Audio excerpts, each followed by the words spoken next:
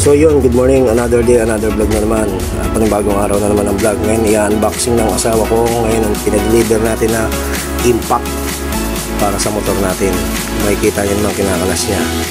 Salamat nga pala Shopee sa agarang deliver ng mga tools natin para sa pangkalas ng motor. Kaya mahilig man tayo magkalas ng motor. Makikita nyo naman, binabalatan pa isa-isa. Dahan. Napakatagal pang magbalat. Tumutulong pa yung junakis ko dyan sa pagbabalat. Yan. Para na rin sa mga matitigas na tornilyo, kailangan natin gumamit ng impact. Kaya napa-order tayo nito. Tinulungan na nga ng anak ko kaya napakatagal ng ina. Di pa makontento, kukuha pa talaga ng gunting.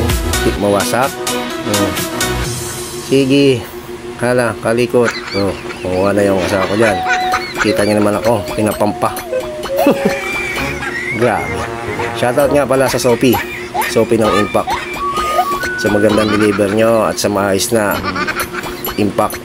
Malakas, garantisado. At ito na nga, nabuksan na, binasa pa ng instruction ni Mukong. Ayan na, ang laki ng battery. Sana komportable sa motor at sana tumagal ng mga ilang taon. Ayan na, pakitaan natin kayo ng konting montage.